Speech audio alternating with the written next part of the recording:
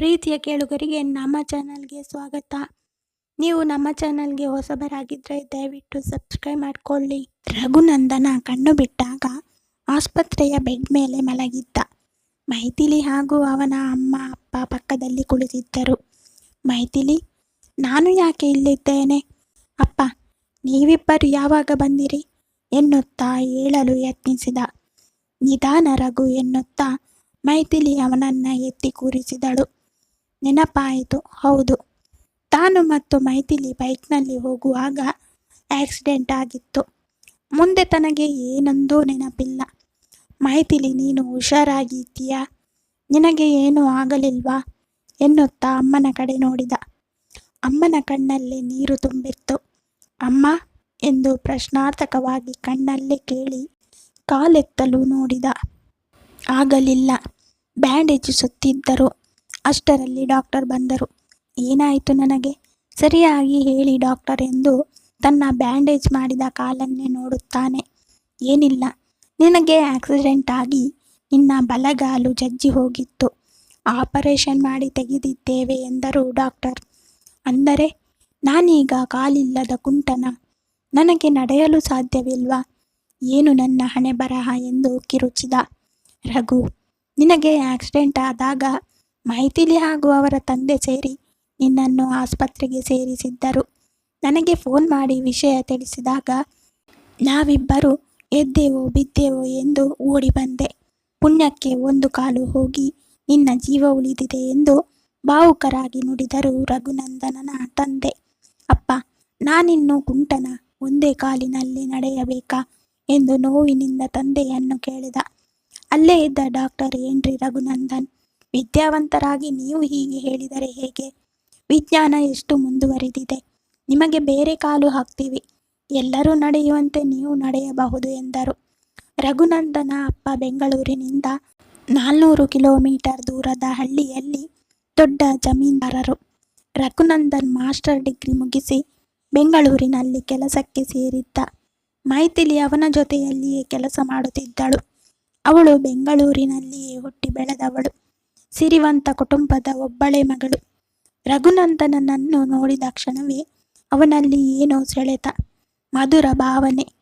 ಅವಳೇ ಅವನನ್ನು ಮೊದಲು ಪರಿಚಯ ಮಾಡಿಕೊಂಡು ಮಾತನಾಡಿಸಿದಳು. ಮುಂದೆ ಅವರಿಬ್ಬರು ಪ್ರೀತಿಸಲು ಶುರು ಮಾಡಿದರು. ಎರಡು ಮನೆಯಲ್ಲೂ ಹೇಳಿದಾಗ ಯಾವ ವಿರೋಧ ಬರಲಿಲ್ಲ. ಎರಡು ಕಡೆಯವರು ಅವರಿಬ್ಬರ ಮದುವೆಗೆ ಸಮ್ಮತಿ ಸೂಚಿಸಿದ್ದರು. ಕಳೆದ ವಾರವಷ್ಟೇ ಮೈಥಿಲಿ ಜೊತೆ ಎಂಗೇಜ್ಮೆಂಟ್ ಆಗಿತ್ತು. ಇನ್ನು 2 ತಿಂಗಳಿಗೆ ಮದುವೆ ಎಂದು ನಿಶ್ಚಯವಾಗಿತ್ತು. ರಘುನಂದನನಿಗೆ ಬೇರೆ ಕೃತಕ ಕಾಲು ಹಾಕಿದ್ದರು. 1 ತಿಂಗಳು ಆಸ್ಪತ್ರೆಯಲ್ಲೇ ಇದ್ದ. ಅವನನ್ನು ನೋಡಿಕೊಳ್ಳಲು ಊರಿನಿಂದ ಅವನ ತಮ್ಮ ವಿಜಯೇಂದ್ರ ಬಂದಿದ್ದ. ದಿನಾಲು ಮೈಥಿಲಿ ಬೆಳಗ್ಗೆಯಿಂದ ಸಂಜೆಯವರೆಗೆ ಇಲ್ಲೇ ಇರುತ್ತಿದ್ದಳು. 2 ತಿಂಗಳು ದಿನ ಫಿಸಿಯೋಥೆರಪಿ ಮಾಡಿ ನಡೆಯಲು ಪ್ರಾಕ್ಟೀಸ್ ಮಾಡಿಸಬೇಕು ಎಂದು ಹೇಳಿ ಡಿಸ್ಚಾರ್ಜ್ ಮಾಡಿದರು. ರಘುನಂದನ್ನ ತಂದೆ, ರಘು ಇಲ್ಲಿ ಒಬ್ಬನೇ ಇರುವುದು ಬೇಡ, ಊರಿಗೆ ಹೋಗೋದು ಉತ್ತಮ ಎಂದರು. ಅದಕ್ಕೆ ಮೈಥಿಲಿ, ರಘು ಸರಿಯಾಗಿ ನಡೆಯಲು ಆಗುವ ತನಕ ನಮ್ಮ ಮನೆಯಲ್ಲಿ ಇರಲಿ, ನಾನು ನೋಡಿಕೊಳ್ಳುತ್ತೇನೆ ಎಂದಳು. ಬೇಡ, ನಾನು ನನ್ನ ರೂಮಿನಲ್ಲೇ ಇರುತ್ತೇನೆ, ವಿಜು ನನ್ನ ಜೊತೆಗೆ ಇರಲಿ ಎಂದ ರಘುನಂದನ್. ಎಲ್ಲರೂ ಸಮ್ಮತಿಸಿದರು. ಮೈಥಿಲಿ ಅವನ ರೂಮಿಗೆ ದಿನ ಬೆಳಿಗ್ಗೆ ಬಂದು ಸಂಜೆ ಹೋಗುತ್ತಿದ್ದಳು. ಅವಳು ಆಫೀಸ್ಗೆ ಲಾಂಗ್ ಲೀವ್ ಹಾಕಿದ್ದಳು. ಮೈಥಿಲಿ ಮಾಡುವ ಸೇವೆಯನ್ನು ನೋಡಿ ರಘುಗೆ ಬೇಸರವಾಗುತ್ತಿತ್ತು. ಆದರೆ ಊರಿನಲ್ಲಿ ಕೃಷಿ ಕೆಲಸ ಬಿಟ್ಟು ಅಪ್ಪ ತಮ್ಮ ಎಲ್ಲರೂ ಎಷ್ಟು ದಿನ ಇರಲು ಸಾಧ್ಯ? ಅದಕ್ಕೆ ಅವರಿಬ್ಬರನ್ನು ಮನೆಗೆ ಕಳುಹಿಸಿದ ರಘುನಂದನ್. ಮೈಥಿಲಿಯಿಂದ ಆದಷ್ಟು ದೂರವಿರಲು ಪ್ರಯತ್ನಿಸುತ್ತಿದ್ದ. ರಘುನಂದನ್ ಮೈಥಿಲಿಯ ತಂದೆ ಬಳಿ, ನನಗೆ ಕುಂಟುತ್ತಾ ಆಫೀಸ್ಗೆ ಹೋಗಲು ಸಂಕೋಚವಾಗುತ್ತದೆ. ನಾನು ಕೆಲಸ ಬಿಟ್ಟು ಊರಿಗೆ ಹೋಗಿ ಸೆಟಲ್ ಆಗುತ್ತೇನೆ. ಮೈಥಿಲಿಗೆ ಬೇರೆ ಹುಡುಗನನ್ನು ನೋಡಿ ಮದುವೆ ಮಾಡಿ ಎಂದು ಹೇಳಿದ. ಮೈಥಿಲಿ ಏನು ಹೇಳುತ್ತಾಳೋ ಎಂದರು ಅವರು ಬೇಸರದಿಂದ. ಅಂಕಲ್, ನೀವು ಅವಳ ಮನವೊಲಿಸಿ. ಪಾಪ ಮೈಥಿಲಿ ಏನು ಅರಿಯದ ಮುಗ್ಧೆ. ಈ ಕುಂಟನನ್ನು ಕಟ್ಟಿಕೊಂಡು ಸಾಯುವ ತನಕ ನರಳಬೇಕಾ? ಸದ್ಯ ಮದುವೆಯಾಗಿಲ್ಲ ಎನ್ನುವುದೇ ನನಗೆ ಸಮಾಧಾನ ಎಂದ. ಎರಡು ಕುಟುಂಬದ ದೊಡ್ಡವರು ಸೇರಿ ಮೈಥಿಲಿಯನ್ನು ಕೂರಿಸಿಕೊಂಡು ನಿನಗೆ ಬೇರೆ ಹುಡುಗನನ್ನು ನೋಡಿ ಮದುವೆ ಮಾಡುತ್ತೇವೆ ಎಂದು ಹೇಳಿ ಅವಳನ್ನು ಒಪ್ಪಿಸಲು ಪ್ರಯತ್ನಿಸಿದರು. ಆದರೆ ಮೈಥಿಲಿ ಸುತಾರಾಮ್ ಒಪ್ಪಲಿಲ್ಲ. ಮದುವೆಯಾದ ಮೇಲೆ ಹೀಗಾಗಿದ್ದರೆ ನನಗೆ ರಘುವನ್ನು ಬಿಟ್ಟು ಬಿಡಲು ಹೇಳುತ್ತಿದ್ರಾ? ಇಲ್ಲ ತಾನೆ? ಸಮಾಜದ ಎದುರು ನಮ್ಮಿಬ್ಬರ ಮದುವೆಯಾಗಿಲ್ಲ ಅಷ್ಟೇ. ಮಾನಸಿಕವಾಗಿ ನಾವಿಬ್ಬರು ಎಂದೋ ಗಂಡ ಹೆಂಡತಿ ಆಗಿದ್ದೇವೆ. ನಾನು ಬೇರೆ ಮದುವೆ ಆಗುವುಲ್ಲ. ನಾನು ರಘುನಂದನನ್ನೇ ಮದುವೆ ಆಗುವುದು. ಇದಕ್ಕೆ ಯಾರೂ ಅಡ್ಡಿ ಬರಬೇಡಿ ಎಂದು ಖಡಾಖಂಡಿತವಾಗಿ ಹೇಳಿದಳು. ಕೊನೆಗೆ ರಘುನೇ ಮೈಥಿಲಿ ಬಳಿ, ಮೈಥಿಲಿ, ನನ್ನ ಮಾತು ಕೇಳು. ನಾನು ಇನ್ನು ಬೆಂಗಳೂರಿನಲ್ಲಿ ಇರುವುದಿಲ್ಲ. ನಾನು ಊರಿಗೆ ಹೊರಟು ಹೋಗುತ್ತೇನೆ. ನೀನು ಇಲ್ಲೇ ಹುಟ್ಟಿ ಬೆಳೆದವಳು. ನಿನಗೆ ಹಳ್ಳಿಯ ಜೀವನ ನಡೆಸುವುದು ತುಂಬ ಕಷ್ಟ. ಅಲ್ಲದೆ ಈ ಕುಂಟನನ್ನು ಕಟ್ಟಿಕೊಂಡು ಏನು ಸುಖ ಪಡುವೆ? ಈ ಆದರ್ಶವೆಲ್ಲ ಹೇಳಲಷ್ಟೇ ಚೆನ್ನಾಗಿರುತ್ತದೆ. ಮುಂದೆ ನೀನೇ ಪಶ್ಚಾತ್ತಾಪ ಪಡುತ್ತೀಯ. ಚೆನ್ನಾಗಿ ಯೋಚಿಸು. ನಿನ್ನ ಒಳ್ಳೆಯದಕ್ಕೆ ಹೇಳುತ್ತಿದ್ದೇನೆ ಎಂದು ಪರಿಪರಿಯಾಗಿ ಹೇಳಿದ. ರಘು, ಪ್ಲೀಸ್, ಇನ್ನೊಮ್ಮೆ ಹೀಗೆ ಮಾತನಾಡಬೇಡಿ.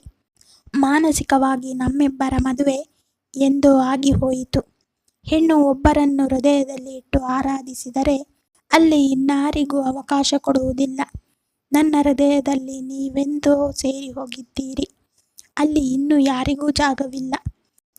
ಸಾಯುವ ತನಕ ನಿಮ್ಮ ನೆರಳಿನ ಆಸರೆಯಲ್ಲಿ ಬದುಕುತ್ತೇನೆ ಎಂದು ಹೇಳಿದಳು. ಮೈಥಿಲಿ, ನೀನು ಬೆಂಗಳೂರಿನಲ್ಲಿ ಹುಟ್ಟಿ ಬೆಳೆದವಳು. ಆ ಹಳ್ಳಿಯಲ್ಲಿ ಹೇಗಿರುತ್ತಿ? ಹಳ್ಳಿಯಲ್ಲಿ ಜೀವನ ಬಹಳ ಕಷ್ಟ. ನೀನು ಸುಖವಾಗಿ ಇರಬೇಕು, ಅದು ನನಗೆ ಮುಖ್ಯ. ಅರಮನೆಯಲ್ಲಿ ಬೆಳೆದ ಸೀತೆಯೇ ಮಳೆ ಬಿಸಿಲು ಚಳಿಗೆ ಅಂಜದೆ ರಾಮನ ಜೊತೆಗೆ ಕಾಡಿಗೆ ಹೋಗಲಿಲ್ವಾ? ನನ್ನದು ಯಾವ ಮಹಾ? ನಿಮ್ಮ ಹಳ್ಳಿಯನ್ನು ನೋಡಿದ್ದೇನೆ. ಅಷ್ಟು ಸುಂದರವಾದ ಮನೆಯಲ್ಲಿ ಸುತ್ತಲೂ ಹಸಿರು ತುಂಬಿದ ಪ್ರಕೃತಿಯ ಮಡಿಲಲ್ಲಿ ನನ್ನನ್ನು ಪ್ರೀತಿಸಿದವನ ಜೊತೆ ಇರುವುದು ಕಷ್ಟವಾ ಎಂದು ಅವಳು ತನ್ನ ನಿರ್ಧಾರವನ್ನು ಬದಲಿಸದೆ ಹಠ ಮಾಡಿದಳು. ಅವಳ ನಿರ್ಧಾರಕ್ಕೆ ಎಲ್ಲರೂ ಮೌನವಾದರು. ಕೊನೆಗೆ ಅವಳು ರಘುನಂದನನನ್ನು ಮದುವೆಯಾಗಿ ಅವನ ನೆರಳಿನ ಆಸರೆಯಲ್ಲಿ ಬದುಕು ಸಾಗಿಸುವೆ ಎಂದು ತನ್ನ ಕೆಲಸಕ್ಕೆ ರಾಜೀನಾಮೆ ನೀಡಿ ಅವನ ಜೊತೆಗೆ ಹಳ್ಳಿಗೆ ಹೊರಟಳು. ಕೋಟಿ ಜನ್ಮಗಳ ಆತ್ಮಸಂಗಾತಿ ನೀನು ಏನೇ ಬರಲಿ ಜೊತೆಗೆ ಸಾಗೋಣ ಎನ್ನುತ್ತಾ ಅವನ ಕೈ ಹಿಡಿದು ಮುಂದೆ ಸಾಗಿದಳು ಮೈಥಿಲಿ. ಧನ್ಯವಾದಗಳು. ಈ ಕಥೆ ಇಷ್ಟ ಆಗಿದ್ದರೆ ಲೈಕ್ ಮಾಡಿ, ಶೇರ್ ಮಾಡಿ. ಸಬ್ಸ್ಕ್ರೈಬ್ ಮಾಡಿದವರು ದಯವಿಟ್ಟು ಸಬ್ಸ್ಕ್ರೈಬ್ ಮಾಡಿಕೊಳ್ಳಿ.